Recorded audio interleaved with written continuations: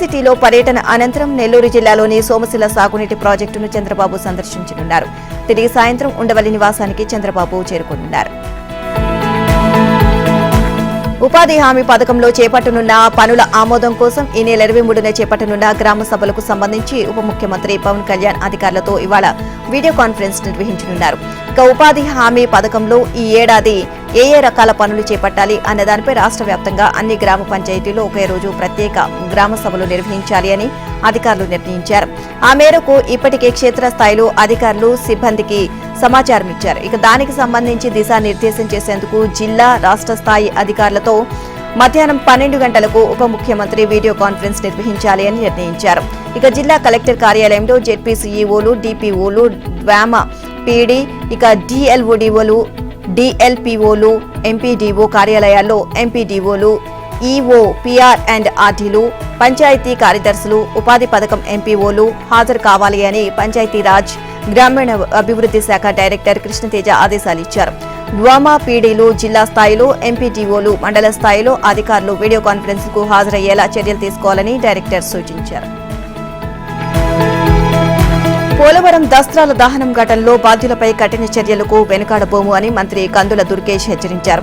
Polavaram project కార్యాలయాన్ని ఆయన సందర్శించారు. తగలబడిన దస్త్రాలను పరిశీలించడంతో పాటు నిర్లక్ష్యంగా ఉన్న సిబ్బందిపై ఆగ్రహం వ్యక్తం చేశారు.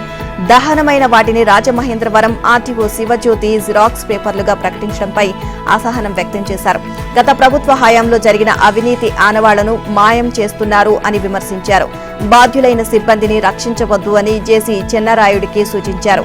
పూర్తి స్థాయి విచారణ చేయాలని ఉన్నతాధికారులను ఆదేశించారు. ఇక మరోవైపు పోలవరం ప్రాజెక్టు పరిపాలనా కార్యాలయం దస్త్రాల దహనం కేసులో ఉన్నతాధికారులు చర్యలకు ఉపక్రమించారు. సీనియర్ అసిస్టెంట్లు కె నూకరాజు, కారం జేబీ, ఇక స్పెషల్ ఆర్ఐ కాళజ్యోతి, సబార్డినేట్ రాజశేఖర్ను జిల్లా కలెక్టర్ పి ప్రశాంతి సస్పెండ్ చేశారు. ఇక డిప్యూటీ తహసీల్దార్లు ఏ కుమారి, ఏ సత్యదేవికి షోకాజ్ నోటీసులు జారీ చేశారు. విధుల్లో నిర్లక్ష్యం వైఖరిని ఉపేక్షించే ప్రసక్తే లేదు అని స్పష్టం చేశారు. దస్త్రాల కాల్చిన స్వీపర్ విశాఖ వెళ్లిపోవడంపై అనుమానాలు వ్యక్తమవుతున్నాయి. ఆంధ్రప్రదేశ్ మద్యం కుంభకోణంలో కీలక పరిణామం చోటు చేసుకుంది. కీలక సూత్రధారి ఏపీ బెవరేజెస్ కార్పొరేషన్ మాజీ ఎండీ డి వాసుదేవరెడ్డిని సిఐడి అధికారులు పిలిపించి విచారించారు. ఎన్నికల ఫలితాలు వచ్చినప్పటి నుంచి అజ్ఞాతంలోకి వెళ్లిపోయిన ఆయన కోసం సిఐడి బృందాలు విస్తృతంగా గాలిస్తున్న సంగతి తెలిసిందే. ప్రభుత్వం ఆయన్ను సస్పెండ్ కూడా చేసింది. 4 రోజుల క్రితం బెంగళూరులో ఆయన ఆచూకీ సిఐడికి లభించింది. ఇక మాజీ సీఎం వైఎస్ జగన్మోహన్ రెడ్డికి చెందిన యలహంక ప్యాలెస్ కు సమీపంలోని ఒక హోటల్లో వాసుదేవరెడ్డి మకాం వేసినట్లు సిఐడి అధికారులు గుర్తించారు. ఇక 2 రోజుల క్రితం ఆయన పిలిపించి విచారించినట్లు తెలిసింది. మొత్తం కుంభకోణం తీరుతెన్నులపై ప్రశ్నించినట్లు సమాచారం. మద్యం పాలసీ నిర్ణయాలు మొదలుకొని విక్రయాలు, ముడుపులు, బ్లాక్ మార్కెట్ అమ్మకాలు, ఇక కంపెనీల నుంచి వసూలు చేసిన పర్సంటేజీలు, అందులో తాడేపల్లి ప్యాలెస్ కు చేరింది ఎంత, ప్రభుత్వ పెద్దల్లో ఎవరి పాత్ర ఎంత అనే వివరాలను సిఐడి అధికారులు రాబట్టారు. కర్ణాటకలోని తుంగభద్ర డ్యాం 19వ గేటు స్థానంలో అమర్చిన స్టాప్ లాగ్లోని లీకేజీని పూర్తిగా అరికట్టారు. సిమెంటు, స్టోన్ పౌడర్, బెల్లంతో తయారు చేసిన మిశ్రమాన్ని నీరు లీక్ అవుతున్న చోట అతికించారు. స్టాప్ లాక్ గేటులో మొత్తం 5 సెగ్మెంట్లు ఉన్న సంగతి తెలిసిందే. వాటిని బిగించాక వాటి మధ్య నుంచి 500 క్యూసెక్ల నీరు లీక్ అవుతుండడాన్ని గుర్తించారు. ఇప్పుడు దానికి అడ్డుకట్ట వేశారు. ఇక డ్యాం గేట్లన్నీ మూసివేశారు. పంట కాలువలకు మాత్రం 10,700 క్యూసెక్లు వదులుతున్నారు. ఇక డ్యాంలో 73.553 టీఎంసీల నీరు నిల్వ ఉంది. పూర్తి స్థాయి నీటి మట్టం 1633 అడుగులకు గాను ప్రస్తుతం 1624.09 అడుగుల మేర నీరు ఉంది. ఇన్ఫ్లో 29,847 క్యూసెక్లు వస్తోంది. ఎగువ పరివాహక ప్రాంతంలో వర్షాలు కురుస్తున్నాయి. డ్యాం సమీపంలోని కొప్పళ్ల, విజయనగర జిల్లాలోని భారీ వర్షాలు పడ్డాయి. ఇక దీంతో మళ్లీ జలాశయం నిండేందుకు ఎలాంటి ఢోకా ఉండదు అని బోర్డు అధికారులు పేర్కొంటున్నారు. ఇక కాగా కొట్టుకుపోయిన తుంగభద్ర డ్యాం గేటు స్థానంలో స్టాప్ లాక్ ను బిగించి ఆయకట్టుకు ప్రాణం పూసిన డ్యాం గేట్ల నిపుణుడు కన్నయ్య నాయుడును తుంగభద్ర బోర్డు ఆధ్వర్యంలో ఘనంగా సన్మానించారు. ఈ తరం ఇంజనీర్లు యువతకు కన్నయ్య నాయుడు ఆదర్శప్రాయుడు అని కొనియాడారు. రైతుల పాలిట ఆపద్ బంధువులులా వచ్చారని, అపార అనుభవంతో స్టాప్ లాగ్ అమర్చి 3 రాష్ట్రాల రైతుల ఆశలు నిలిపారు అని ప్రశంసించారు. ఇక హైదరాబాద్ చేరుకున్న కన్నయ్య నాయుడుకు ఘన స్వాగతం లభించింది. ఏపీలో ఉపాధ్యాయుల పని సర్దుబాటు అంశం కొలికి వచ్చింది. సుమారు 15,000 మంది టీచర్లను సర్దుబాటు విధానంలో ఇతర పాఠశాలలకు పంపనున్నారు. ఈ మేరకు ఈ నెల 16 నాటికి బడుల్లో ఉన్న విద్యార్థుల సంఖ్య ఆధారంగా పాఠశాల విద్యాశాఖ టీచర్ల అవసరాన్ని అంచనా వేసింది. ప్రాథమిక పాఠశాలలో సెకండరీ గ్రేడ్ టీచర్లు భారీగా మిగిలిపోతుంటే ప్రాథమికోన్నత పాఠశాలలో స్కూల్ అసిస్టెంట్ల కొరత కనిపిస్తోంది. ఇక ప్రాథమిక పాఠశాలలో ప్రస్తుతం పనిచేస్తున్న స్థానాల్లో 10,435 మంది టీచర్లు మిగులుగా ఉన్నారు. ఇతర పాఠశాలలో 4,922 మంది అవసరం ఉంది. దీంతో ఇంకా 5,513 మంది టీచర్లు మిగిలిపోయే పరిస్థితి ఏర్పడింది. అవసరమైన మేరకే టీచర్లు సర్దుబాటు చేస్తామని పాఠశాల విద్యాశాఖ ప్రకటించినందున సర్దుబాటు అవసరం రాని టీచర్లు ప్రస్తుత స్థానాల్లోనే కొనసాగుతున్నారు. ఇక ప్రాథమికోన్నత పాఠశాలలో 3,824 మంది మిగులు ఉంటే 4,527 మంది అవసరమయ్యారు. అంటే ఇంకా 703 మంది టీచర్లు అవసరం. అయితే వారిలో 164 మంది ఎస్జీటీల అవసరం ఉంది. ఇక ఉన్నత పాఠశాలలో 5,447 మంది టీచర్లు మిగులుగా ఉంటే 7,207 మంది అవసరమవుతున్నారు. అంటే ఇంకా 1,760 మంది స్కూల్ అసిస్టెంట్లు అవసరం ఉంది. మొత్తంగా ఎస్జీటీలుగా భారీగా మిగిలిపోతుంటే స్కూల్ అసిస్టెంట్ల కొరత కొంతమేర కనిపిస్తోంది. సర్దుబాటుపై పాఠశాల విద్యాశాఖ ఇప్పటికీ మార్గదర్శకాలు జారీ చేసింది. తెలంగాణ కోటాలో రాజ్యసభ అభ్యర్థిగా అభిషేక్ మను సింఘ్వి పేరును కాంగ్రెస్ అధిష్టానం ఖరారు చేసింది. గచ్చిబౌలిలోని హోటల్ షెరటాన్లో సీఎల్పీ సమావేశం జరిగింది. ఈ కీలక సమావేశానికి ముఖ్యమంత్రి Revanth Reddy, deputy CM Mallu Bhatti Vikramarka, cabinet మంత్రులు, రాజ్యసభ అభ్యర్థి అభిషేక్ మను సింఘ్వి, ఎమ్మెల్యేలు, పార్టీ ముఖ్య నేతలు హాజరయ్యారు. మను సింఘ్వి రాజ్యసభ అభ్యర్థిత్వాన్ని కాంగ్రెస్ హైకమాండ్ ఆమోదించినందుకు ధన్యవాదాలు తెలుపుతూ నేటి సీఎల్పీ భేటీలు తీర్మానం చేశారు. ఈ నేపథ్యంలో మను సింఘ్వి ఉదయం 11 గంటలకు నామినేషన్ దాఖలు చేయనున్నారు. ఇవాళ సీఎల్పీ సమావేశం సందర్భంగా రేవంత్ రెడ్డి మను సింఘ్వికి పుష్పగుచ్చం అందించి శుభాకాంక్షలు తెలియజేశారు. రాష్ట్ర పునర్విభజన చట్టం అమల్లో అనేక రాజ్యాంగ న్యాయపరమైన చిక్కులు, అవాంతరాలు ఉత్పన్నమయ్యాయి అన్నారు. ఇక 2014 పునర్విభజన చట్టాన్ని 10 ఏళ్ల పాటు కేంద్రం అమలు చేయలేదని, పునర్విభజన చట్టంలోని అంశాలను చట్టసభలతో పాటు సుప్రీంకోర్టులో బలంగా వాదన వినిపించాల్సిన అవసరం ఉంది అని ఆయన అన్నారు. అందుకే రాజ్యాంగ న్యాయ కోవిదుడు అభిషేక్ మను సింఘ్విని తెలంగాణ నుంచి రాజ్యసభకు పంపాలని అధిష్టానాన్ని కోరామని ఆయన తెలియజేశారు. మాజీ ఎంపీ కేకే పెద్ద మనసుతో క్రమశిక్షణ కలిగిన కాంగ్రెస్ కార్యకర్తగా వ్యవహరించారు అని అన్నారు సీఎం రేవంత్ రెడ్డి. ఎన్నికల సమయంలో 2 లక్షల రుణమాఫీ చేస్తామని చెప్పి ఇప్పుడు షరతుల పేరుతో కేవలం 40% మందికి మాత్రమే రుణమాఫీ చేశారని బీఆర్ఎస్ వర్కింగ్ ప్రెసిడెంట్ కేటీఆర్ అన్నారు. రాష్ట్రంలో రైతులకు జరుగుతున్న అన్యాయం గురించి, రుణమాఫీ అవకతవకల గురించి కాంగ్రెస్ అధ్యక్షులు మల్లికార్జున ఖర్గే, రాహుల్ గాంధీలకు కేటీఆర్ లేఖ రాశారు. 40,000 కోట్ల రుణమాఫీ అని చెప్పి కేవలం 17,000 కోట్లకు పైగా రుణమాఫీతో రైతులను నట్టేట ముంచారని ఆరోపించారు. రైతులందరికీ రుణమాఫీ చేయాలని డిమాండ్ చేశారు. లక్షల మంది రైతులు ఇప్పటికే తెలంగాణ వ్యాప్తంగా రోడ్లపైన ఆందోళన చేస్తున్నారని, ఆత్మహత్యలకు పాల్పడుతున్నారని ఆవేదన వ్యక్తం చేశారు. అధికారంలోకి రాగానే డిసెంబర్ 9న ఏకకాలంలో 2 లక్షల రుణమాఫీ చేస్తామని నమ్మబలికి 3 విడతలుగా మోసం చేస్తూ చివరికి రైతులను ఉసూరుమనిపించారని తెలియజేశారు. 47 లక్షల మంది రైతులకు రుణమాఫీ చేస్తామని చెప్పి కేవలం 22 లక్షల మందికి తూతూ మంత్రంగా చేయడం కాంగ్రెస్ సర్కార్ అసమర్థతకు కేర్ ఆఫ్ అడ్రస్ గా నిలుస్తోంది అన్నారు. కాంగ్రెస్ సర్కార్ తన వైఖరి మార్చుకుని రాష్ట్రంలోని అన్నదాతలందరికీ ఎలాంటి షరతులు లేకుండా రుణమాఫీ చేయాలని అన్నదాతల పక్షాన్ని డిమాండ్ చేస్తున్నామని అన్నారు. రైతులందరికీ రుణమాఫీ చేయకుంటే వారి తరపున కాంగ్రెస్ పార్టీపై పోరాడతామని లేఖలో పేర్కొన్నారు. ఢిల్లీ మద్యం కుంభకోణం కేసులో బెయిల్ ఇవ్వాలని కోరుతూ బీఆర్ఎస్ ఎమ్మెల్సీ కవిత దాఖలు చేసిన పిటిషన్పై సుప్రీంకోర్టు మంగళవారం విచారణ జరపనుంది. ఇక అవినీతి, మనీ లాండరింగ్ ఆరోపణలపై ఆమె ఈడీ, సీబీఐ అరెస్ట్ చేసిన సంగతి తెలిసిందే. ప్రస్తుతం కవిత తీహార్ జైల్లో ఉన్నారు. ఈడీ, సీబీఐ కేసుల్లో తనకు బెయిల్ ఇవ్వాలని కోరుతూ కవిత ఢిల్లీ హైకోర్టును ఆశ్రయించారు. ఇక జూలై 1న న్యాయస్థానం బెయిల్ ఇచ్చేందుకు నిరాకరించింది. దాన్ని సవాల్ చేస్తూ ఆమె సుప్రీంకోర్టును ఆశ్రయించారు. ఈ నెల 12న పిటిషన్పై విచారణ చేపట్టిన సుప్రీంకోర్టు సీబీఐ, ఈడీ స్పందనలు తెలియజేయాలని ఆదేశించింది. తదుపరి విచారణను ఈ నెల 20న చేపడతామని justice BR Gavai, justice KV విశ్వనాథల ధర్మాసనం తెలియజేసింది. అయితే సుప్రీంకోర్టులో అయినా కవితకు బెయిల్ వస్తుందా లేదా అన్నది మాత్రం ఇంకా సస్పెన్స్ నెలకొంది. రాజకీయాల్లో క్షత్రియ సామాజిక వర్గానికి తగిన ప్రాతినిధ్యం కల్పిస్తామని, హైదరాబాద్ లో క్షత్రియ భవన నిర్మాణానికి స్థలం కేటాయిస్తామని సీఎం రేవంత్ రెడ్డి హామీ ఇచ్చారు. గచ్చిబౌలిలోని జీఎంసీ బాలయోగి స్టేడియంలో క్షత్రియ సేవా సమితి ఆధ్వర్యంలో నిర్వహించిన అభినందన సభలో పాల్గొని ప్రసంగించారు. 1960లోనే క్షత్రియులు ఆంధ్ర ప్రాంతం నుంచి హైదరాబాద్కు వచ్చి ద్రాక్ష తోటలు, పౌల్ట్రీ వంటి వ్యాపారాలు నిర్వహించారని, శ్రమ, అకుంఠిత దీక్షతో ఉన్నత స్థాయికి ఎదిగారు అని రేవంత్ రెడ్డి వివరించారు. కష్టపడి గుణం వలన క్షత్రియులు ఎక్కడైనా విజయవంతం అవుతున్నారని అన్నారు. క్షత్రియులకు రాజకీయాల్లో తగిన ప్రోత్సాహం అందిస్తామని అన్నారు. ఇక వారికి పార్టీ పదవులు ఇచ్చి కార్పొరేటర్, ఎమ్మెల్యే ఎన్నికల అవకాశం కల్పిస్తామని క్షత్రియ సేవా సమితిని కోరారు. ఇక ఆంధ్రాలో అల్లూరి సీతారామరాజు, తెలంగాణలో కొమరం భీం పోరాట యోధుల స్ఫూర్తిని ఆదర్శంగా తీసుకుని ముందుకు వెళ్తున్నామని అన్నారు. ఇక హైదరాబాద్ శివార్లో ఫ్యూచర్ సిటీని అభివృద్ధి చేయబోతున్నామని, దానిలో కూడా రాజులు భాగస్వాములు కావాలి అన్నారు. పెట్టుబడులతో ముందుకొస్తే అన్ని విధాల ప్రభుత్వం సహాయ సహకారాలు అందిస్తోంది అన్నారు. ఇక అభివృద్ధిలో క్షత్రియ కమ్యూనిటీ భాగస్వామ్యం ఉంది అన్నారు. తెలంగాణ సీఎం రేవంత్ రెడ్డిపై కేంద్ర మంత్రి బండి సంజయ్ ఆగ్రహాన్ని వ్యక్తం చేశారు. తెలంగాణలో ఎన్ని లక్షల మంది రైతులు తీసుకున్న రుణమాఫీ 40,000 కోట్ల రూపాయలు మాఫీ చేస్తామని చెప్పిన కాంగ్రెస్ ప్రభుత్వం 26,000 కోట్ల బడ్జెట్ కేటాయించి 16,000 కోట్ల రుణమాఫీ చేసింది అన్నారు. ఇక రేవంత్ రెడ్డి రైతుల పట్ల ఎంత చిత్తశుద్ది ఉందో అర్థం చేసుకోవచ్చు అని బండి సంజయ్ వ్యాఖ్యానించారు. గత బీఆర్ఎస్ ప్రభుత్వం ₹1,00,000 రుణమాఫీ చేస్తామని రైతులను మోసం చేసి మిత్తికి కట్టి రైతులు అప్పుల పాలు అయ్యారు అని, దగాకోరు కాంగ్రెస్ 2 లక్షల రుణమాఫీ చేసిందా లేదా కాదు, రైతులకు బ్యాంకుల లోను తీర్చి క్లియరెన్స్ సర్టిఫికేట్ ఇప్పించాలి అని అన్నారు బండి సంజయ్. లోన్ తీసుకున్న రైతులకు క్లియరెన్స్ సర్టిఫికేట్ రాకుంటే భవిష్యత్తులో ఎలాంటి రుణం పొందలేరు అని, రైతులకు 70% రుణమాఫీ జరగలేదు అన్నారు. ఇక బీఆర్ఎస్ పై కేంద్ర మంత్రి బండి సంజయ్ మరోసారి తీవ్ర స్థాయిలో విరుచుకుపడ్డారు. త్వరలోనే బీఆర్ఎస్ కాంగ్రెస్ పార్టీలు విలీనం కాబోతోందని ఆయన జోషిన్ చెప్పారు. దీనికి సంబంధించి పక్కా ప్లాన్ రెడీ అయింది అన్నారు. అందుకే కొంతమంది బీఆర్ఎస్ ఎమ్మెల్యేలు ఇప్పటికే కాంగ్రెస్ లో చేరారని అన్నారు. కేసీఆర్ కూడా కాంగ్రెస్ పార్టీలో చేరబోతున్నారని అన్నారు.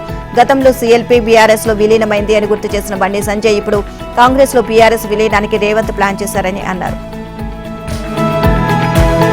Hyderabad disaster response asset protection agency అక్రమార్కుల్లో దడ పుట్టిస్తోంది. గండిపేట చెరువు పూర్తి నీటి నిల్వ సామర్థ్యం వెలిసిన నిర్మాణాలపై కన్నెర చేసింది. జంట నగరాలకు తాగునీటి వనరైన గండిపేట FTL బఫర్ జోన్లోని నిర్మాణాలను నేలమట్టం చేసింది. 20కి పైగా భవనాలు, ప్రహరీ గోడలను యంత్రాలతో కూల్చివేసింది. వీటిలో తెలుగు రాష్ట్రాలకు చెందిన ప్రముఖ వ్యాపారవేత్తలు, కేంద్ర రాష్ట్ర మాజీ మంత్రులకు చెందిన భవనాలు ఉండడం గమనార్హం. గండిపేట పరిసర ప్రాంతాల్లో ఈ స్థాయిలో కూల్చివేతలు ఇదే ప్రథమని స్థానికులు చెబుతున్నారు. కాగా గండిపేట మండలం ఖానాపూర్ గ్రామ పరిధిలోని పలు సర్వే నెంబర్లలో కొందరు భవనాలు నిర్మించారు. వాణిజ్య సముదాయాలు, స్పోర్ట్స్ కాంప్లెక్స్లు, హోటళ్లు, స్పా ఇతర అవసరాలకు వాటిని వినియోగిస్తున్నారు. ఇవన్నీ FTL పరిధిలో ఉన్నాయని ఓ సామాజిక కార్యకర్త నుంచి ఫిర్యాదు అందింది. దీనిపై హైడ్రా కమిషనర్ AV రంగనాథ్ ఇతర అధికారులు క్షేత్రస్థాయిలో పరిశీలించారు. భవనాలు FTL లో ఉన్నాయని నిర్ధారించుకుని చర్యలకు శ్రీకారం చుట్టారు. వ్యూహాత్మకంగా యంత్రాలతో సహా సిబ్బందిని తరలించి కూల్చివేత మొదలుపెట్టారు. దక్షిణ తెలంగాణ విద్యుత్ పంపిణీ సంస్థల్లో ఉద్యోగులకు భారీగా పదోన్నతులు కల్పించారు. ఈ డిస్కమ్ చరిత్రలో మొదటిసారిగా 2,263 మంది ఉద్యోగులకు పదోన్నతులు కల్పిస్తూ KGSPDCL CMD ముషారఫ్ ఫరూకీ ఆదేశాలు జారీ చేశారు. ఇంజనీరింగ్ సర్వీస్లో 101, అకౌంట్స్లో 47, O&M విభాగంలో 2,099, PNG సర్వీస్లో 16 మందికి పదోన్నతులు కల్పించారు. భారీ స్థాయిలో పదోన్నతులు కల్పించడంపై విద్యుత్ ఉద్యోగులు హర్షం వ్యక్తం చేస్తున్నారు. 7 ఏళ్లుగా డిస్కంలో పెండింగ్ లో ఉన్న పదోన్నతుల అంశాన్ని ప్రభుత్వ ఆదేశాలతో CMD పరిష్కరించడంపై దక్షిణ డిస్కం ప్రధాన కార్యాలయంలో ఉద్యోగులు సంబరాలు చేసుకున్నారు. పదోన్నతులతో ఖాళీ అయిన పోస్టుల భర్తీకి ప్రభుత్వం ఆదేశానుసారం చర్యలు తీసుకుంటామని CMD ముషరఫ్ తెలియజేశారు. విద్యుత్ సంస్థల్లో గత 7 ఏళ్లుగా ఖాళీ పోస్టులు ఉన్నా పదోన్నతులు పొందలేక వేలాది మంది ఉద్యోగులు గత కొంతకాలంగా ఆందోళన వ్యక్తం చేస్తున్నారు. ఈ క్రమంలో deputy CM Bhatti Vikramarka August 8న దక్షిణ డిస్కం ప్రధాన కార్యాలయంలో ఏర్పాటు చేసిన సమీక్షా సమావేశంలో పాల్గొన్నారు. ఈ సందర్భంగా పలువురు అధికారులు పెండింగ్ లో ఉన్న పదోన్నతుల అంశాన్ని ఆయన దృష్టికి తీసుకువెళ్లారు. దీంతో పదోన్నతులకు సంబంధించిన కార్యాచరణను వెంటనే ప్రారంభించాలని CMD ముషారఫ్ ఫరూకీని ఆయన ఆదేశించారు. దీంతో ఒకేసారి భారీగా దక్షిణ డిస్కంలో ఉద్యోగులకు పదోన్నతులు. శ్రావణ మాసంలో ఎడతెరిపి లేకుండా రోజుల తరబడి ముసురు పట్టే వాతావరణం కనుమరుగైంది. వేసవి మాదిరిగా ఎండ తీవ్రత భరించలేని ఒక్కపోత నెలకొంది. కురిస్తే అతివృష్టి లేదంటే అనావృష్టి అన్నట్లుగా పరిస్థితులు మారిపోయాయి. మన రాష్ట్రంలో కాదు, దేశంలోనే అనేక ప్రాంతాల్లో ఇదే పరిస్థితి. వర్షాలు అన్ని ప్రాంతాల్లో కురిసే పరిస్థితి మాయమైంది. ఇది వాతావరణంపై తీవ్ర ప్రభావం చూపుతోంది. రుతుపవనాల సీజన్లో ఆగస్టును అత్యంత కీలకమైన నెలగా పరిగణిస్తారు. ఖరీఫ్ పంటలకు దోహదం చేసేలా ముసురు పట్టి వర్షాలు కురవాలి. కానీ ప్రస్తుతం వేసవి కాలమా అనే సందేహం కలిగేలా వాతావరణం ఉంటోంది. ఈ ఏడాది నైరుతి రుతుపవనాల సీజన్లో సాధారణం కంటే ఎక్కువ వర్షపాతం నమోదవుతుంది అని వాతావరణ శాఖ అంచనా వేసింది. మిగులు వర్షపాతం నమోదైన దేశంలోని అనేక ప్రాంతాల్లో దుర్భిక్ష పరిస్థితులు నెలకొన్నాయి. గత 2.5 నెలల కాలాన్ని పరీక్షించి చూస్తే వాతావరణంలో అనేక మార్పులు వచ్చాయని స్పష్టమవుతోంది. వర్షాలకు భూమి, ఆకాశం, సముద్రాలు సహకరించాలి. అంటే మూడింట మధ్య ఏర్పడే తేడాల ప్రభావంతో వర్షాలు కురవాలి. కానీ ఈ 3 వేడెక్కడంతో సమతుల్యత తప్పింది అని వాతావరణ శాఖ అధికారులు అంచనా వేస్తున్నారు. ప్రభుత్వ శాఖలు, సంస్థల్లో లేటరల్ ఎంట్రీ పద్ధతిలో భర్తీలను లోక్సభలో విపక్ష నేత రాహుల్ గాంధీ తప్పుపట్టారు. యూపీఎస్సీకి బదులుగా ప్రత్యామ్నాయ మార్గంలో నియామకాలు చేపడుతూ రాజ్యాంగంపై దాడి చేస్తున్నారని కేంద్రంపై విమర్శలు గుప్పించారు. లేటరల్ ఎంట్రీ పద్ధతిలో 45 మంది సంయుక్త కార్యదర్శులు, ఉప కార్యదర్శులు, డైరెక్టర్లుగా నియామకానికి యూపీఎస్సీ దరఖాస్తులను ఆహ్వానించిన వేళ రాహుల్ ఈ మేరకు ట్వీట్ చేశారు. కేంద్ర శాఖలో లేటరల్ ఎంట్రీ ద్వారా నియామకాలు చేపడుతూ ఎస్సీ, ఎస్టీ, ఓబీసీ వర్గాల రిజర్వేషన్లను లాక్కుంటున్నారని అన్నారు. ఉన్నత స్థానాల్లో అణగారిన వర్గాలకు ఇప్పటికే ప్రాతినిధ్యం దక్కడం లేదు అన్నారు. దీన్ని మెరుగుపరిచే బదులు లేటరల్ ఎంట్రీ ద్వారా వారిని ఆ పదవులకు దూరం చేస్తున్నారని మండిపడ్డారు. యూపీఎస్సీకి సిద్ధమవుతున్న ప్రతిభావంతులైన యువత హక్కులను కాజేస్తున్నారు అని ఆరోపించారు. కీలకమైన ప్రభుత్వ పదవుల్లో చేరడం ద్వారా కొన్ని కార్పొరేట్ సంస్థల ప్రతినిధులు ఏం చేస్తారు అనే దానికి ప్రధాన ఉదాహరణ సెబీనే అంటూ గుర్తు చేస్తున్నారు. ఈ విధమైన భర్తీ విధానాన్ని తీవ్రంగా వ్యతిరేకిస్తున్నామని రాహుల్ పేర్కొన్నారు. ఎన్నికల ముందు జార్ఖండ్ రాజకీయాల్లో కీలక పరిణామాలు చోటు చేసుకున్నాయి. జార్ఖండ్ ముక్తి మోర్చా సీనియర్ నేత, మాజీ ముఖ్యమంత్రి చంపాయ్ సోరెన్ బీజేపీలో చేరబోతున్నట్లు ఊహాగానాలు వినిపిస్తున్నాయి. ఈ మేరకు చంపాయ్ సోరెన్ ఢిల్లీకి వెళ్లడం ఊహాగానాలకు బలం చేకూరుస్తుంది. తాను పార్టీలో తీవ్ర అనుమానాలు, అవమానాలు ఎదుర్కొన్నట్లు చంపాయ్ పేర్కొనడం ఆయన పార్టీ మారతారు అనే వార్తలకు బలం చేకూరుస్తోంది. తన ముందు 3 దారులు: రాజకీయాల నుంచి విరమించుకోవడం, కొత్త పార్టీ స్థాపించడం, తనకు అండగా నిలిచే వారితో ప్రయాణించడం అని అన్నారు. అయితే ఈ పరిణామాలపై సీఎం హేమంత్ సోరెన్ బీజేపీపై ధ్వజమెత్తారు. ఇళ్లను విభజించి రాజకీయ పార్టీలను కూల్చే పనిలో బీజేపీ నిమగ్నమైంది అని విమర్శించారు. డబ్బుంటే పార్టీ మారడానికి ఎక్కువ సమయం పట్టదు అన్నారు. హేమంత్ సోరెన్ అతని కుటుంబానికి అత్యంత సన్నిహితుడిగా పరిగణించబడుతున్న చంపాయ్ సోరెన్, హేమంత్ సోరెన్ జైల్లో ఉన్న సమయంలో జార్ఖండ్ ముఖ్యమంత్రిగా ఉన్నారు. అయితే ఆయన జైలు నుంచి విడుదలైన తర్వాత తనను అవమానకరంగా పదవి నుంచి దించారు అనే చంపాయ్ ప్రధాన ఆరోపణ. ఇదిలా ఉంటే బీజేపీ గుజరాత్, అస్సాం, మహారాష్ట్ర నుంచి వ్యక్తుల్ని తీసుకువచ్చి గిరిజన, దళిత, ఓబీసీ, మైనార్టీ వర్గాల్లో విషం వ్యాపింపచేస్తోంది అని విమర్శించారు. కోల్కతాలో జూనియర్ డాక్టర్పై జరిగిన హత్యాచార ఘటనను సుప్రీంకోర్టు సుమోటోగా స్వీకరించింది. భారత ప్రధాన న్యాయమూర్తి జస్టిస్ డివై చంద్రచూడ్, న్యాయమూర్తులు justice JP Pardiwala, justice Manoj మిశ్రాతో కూడిన ధర్మాసనం ఆగస్టు 20న అత్యాచార కేసును విచారించనుంది. ఈ నెల 9న కోల్కతాలోని ఆర్జీకర్ ఆసుపత్రిలో జూనియర్ డాక్టర్పై జరిగిన హత్యాచార ఘటనపై దేశవ్యాప్తంగా ఆందోళనలు కొనసాగుతున్న వేళ సుప్రీంకోర్టు ఈ కేసును సుమోటోగా స్వీకరించడం ప్రాధాన్యత సంతరించుకుంది. కోల్కతా హత్యాచార ఘటనపై పెద్ద ఎత్తున ఆందోళనలు జరుగుతుండటంపై బెంగాల్ పోలీసులు అప్రమత్తమయ్యారు.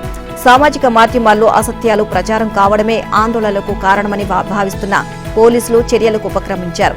ఈ నేపథ్యంలో బీజేపీ నాయకురాలు, మాజీ ఎంపీ లాకెట్ చటర్జీతో పాటు 2 వైద్యులు కునాల్ సర్కార్, సుబర్ణో గోస్వామికి సమన్లు జారీ చేశారు. విచారణకు హాజరు కావాలి అని సూచించారు.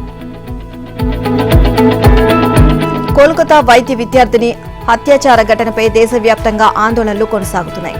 ఈ కేసులో సీబీఐ దర్యాప్తు ముమ్మరం చేయగా, మరోవైపు ఈ వ్యవహారాన్ని తీవ్రంగా పరిగణించిన సుప్రీంకోర్టు విచారణకు సిద్ధమైంది. ఇదే సమయంలో కోల్కతాలో అరుదైన పరిణామం చోటు చేసుకుంది. ఫుట్బాల్లో చిరకాల ప్రత్యర్థులుగా ఉన్న 2 గ్రూపులు ఏకతాటిపైకి వచ్చి కోల్కతా ఘటనపై భారీ ర్యాలీ చేపట్టేందుకు సిద్ధమయ్యాయి. అయితే భద్రతా కారణాల దృష్ట్యా వారి ప్రయత్నాలను కోల్కతా పోలీసులు అడ్డుకున్నారు. ఫుట్బాల్లో చిరకాల ప్రత్యర్థులుగా పేరొందిన ఈస్ట్ బెంగాల్, మోహన్ బగాన్ క్లబ్లు ఒక్కతాటిపైకి వచ్చాయి. దేశంలోనే అత్యంత ప్రజాదరణ కలిగిన ఫుట్బాల్ క్లబ్లుగా ప్రసిద్ధి చెందిన ఈ 2 బృందాలకు చెందిన వందలాది మంది మద్దతుదారులు సాల్ట్ లేక్ స్టేడియం వద్దకు చేరుకున్నారు. ఇక వైద్య విద్యార్థిని కుటుంబానికి న్యాయం చేయాలి అని డిమాండ్ చేస్తూ ప్లగార్డులు, పోస్టర్లు ప్రదర్శిస్తూ నిరసన చేపట్టారు. మరో ఫుట్బాల్ క్లబ్ మద్దతుదారులు కూడా వచ్చి చేరారు. ఇలా 3 క్లబ్బుల అభిమానులు భారీ సంఖ్యలో తరలి రావడంతో అప్రమత్తమైన పోలీసులు పెద్ద ఎత్తున బలగాలను రంగంలోకి దించారు. మరోవైపు కోల్కతాలో జూనియర్ వైద్యురాలిపై హత్యాచార ఘటన విచారణ వేగవంతం కాకపోవడాన్ని భారత మాజీ క్రికెటర్, ఆప్ ఎంపీ హర్భజన్ సింగ్ ప్రశ్నించారు. నేరస్తుడికి త్వరగా శిక్ష పడితే బాధితురాలి ఆత్మకు శాంతి చేకూరుతుంది అన్నారు. ఈ మేరకు పశ్చిమ బెంగాల్ ముఖ్యమంత్రి మమతా బెనర్జీకి లేఖ రాశారు. బెంగాల్ ఘటన దేశాన్ని కదిలించింది అని, ఇది కేవలం ఒకరిపై జరిగిన దాడి కాదని, సమాజంలో ప్రతి మహిళ గౌరవం, భద్రతపై జరిగిన దాడి అన్నారు. వ్యవస్థలో పాతుకుపోయిన పురుష అహంకారాన్ని కళ్లకు కడుతోంది అన్నారు. వ్యవస్థలో మార్పులు అధికారుల తక్షణ చర్యల ఆవశ్యకతను చాటుతోంది అన్నారు. ప్రజల ప్రాణాలను రక్షించే ప్రదేశంలో ఇంతటి ఘోరం దిగ్భ్రాంతికరం, ఇది ఆమోదయోగ్యం కాదు అన్నారు. భారత coast guard director general Rakesh Pal కన్నుమూశారు. గుండెపోటుకు గురై ఆయన ఆసుపత్రిలో చికిత్స పొందుతూ తుది శ్వాస విడిచారు. కోస్ట్ గార్డుకు సంబంధించిన కార్యక్రమంలో పాల్గొనేందుకు రక్షణ శాఖ మంత్రి రాజ్నాథ్ సింగ్ తో పాటు వచ్చిన పాల్ తీవ్ర అసౌకర్యంతో చెన్నైలోని రాజీవ్ గాంధీ ప్రభుత్వ ఆసుపత్రిలో చేరారు. ఈ క్రమంలోనే చికిత్స పొందుతూ మృతి చెందారు. ఈ విషయం తెలుసుకున్న రాజ్నాథ్ సింగ్ ఆసుపత్రికి చేరుకుని పాల్ కు నివాళులర్పించారు. ఆయన పార్థివ దేహాన్ని ఢిల్లీకి తరలించేందుకు ఏర్పాట్లు జరుగుతున్నాయని అధికారులు తెలియజేశారు. రాకేష్ పాల్ 34 ఏళ్ల పాటు దేశానికి సేవలు అందించారు. Coast guard region commander, deputy director general, ఢిల్లీలోని కోస్ట్ గార్డ్ ప్రధాన కార్యాలయంలో అదనపు డైరెక్టర్ జనరల్ వంటి కీలక బాధ్యతలు నిర్వర్తించారు. సమర్థ్, విజిత్, సుచేత, కృపాలాని, అహల్యాబాయి, C-03 తదితర భారత కోస్ట్ గార్డ్ నౌకలకు నేతృత్వం వహించారు.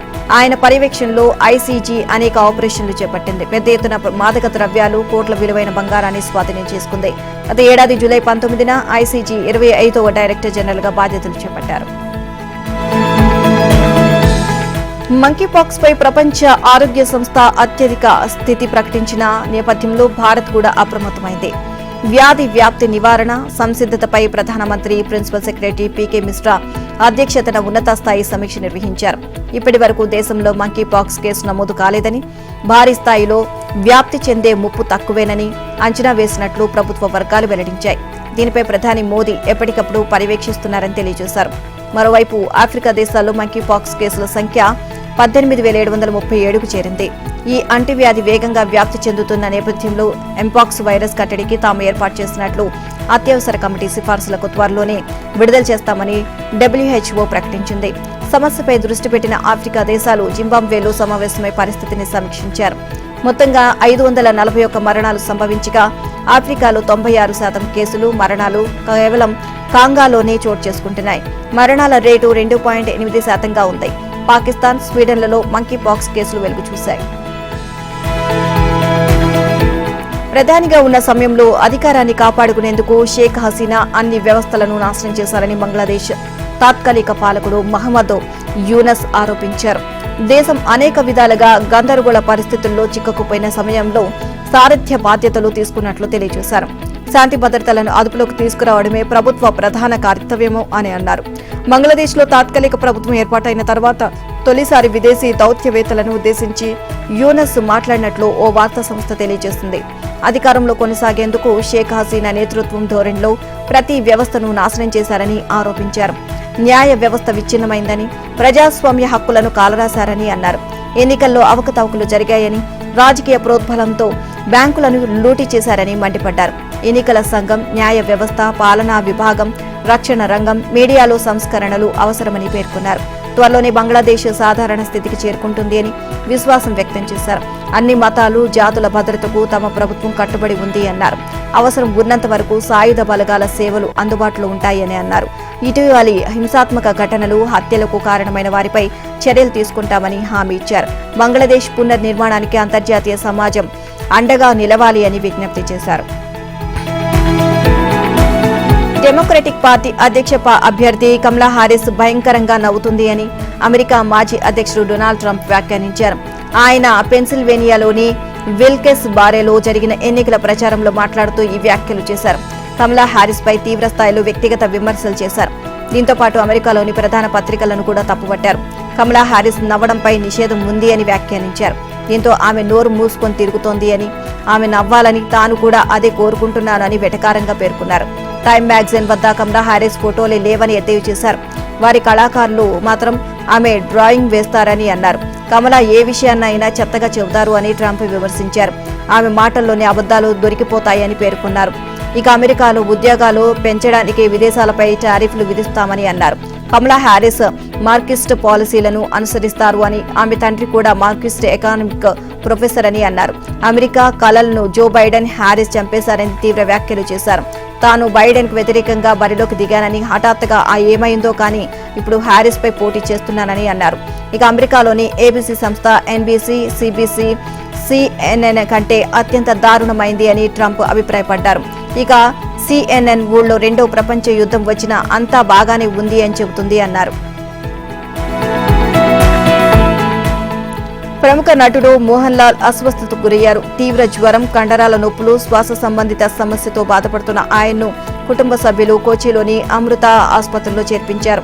ఆసుపత్రి వైద్యులు ఆయనకు చికిత్స అందిస్తున్నారు. ఆయనకు మందులు వాడుతూ 5 రోజుల పాటు విశ్రాంతి తీసుకోవాలని వైద్యులు సూచించినట్లు తెలిసిందే. ఈ మేరకు మోహన్ లాల్ హెల్త్ బులెటిన్ ను ఆసుపత్రి వర్గాలు విడుదల చేశాయి. ఇక ఓ ప్రముఖ సినీ విశ్లేషకుడు సోషల్ మీడియాలో పోస్ట్ చేశారు. ప్రస్తుతం అది వైరల్ గా మారింది. దీన్ని చూసిన అభిమానులు ఆందోళన వ్యక్తం చేస్తున్నారు.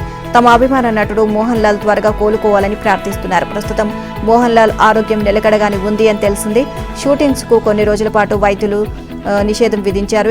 ఇక మోహన్ లాల్ కొత్త సినిమాలు L2, బరోజు పనుల్లో మోహన్ లాల్ బిజీగా ఉన్నారు. షూటింగ్ లో భాగంగా మోహన్ లాల్ గుజరాత్ కు వెళ్లగా అక్కడే అనారోగ్యానికి గురైనట్లు తెలిసింది. ఈ క్రమంలోనే ఆయన కోచీకి వచ్చినట్లు సినీ వర్గాలు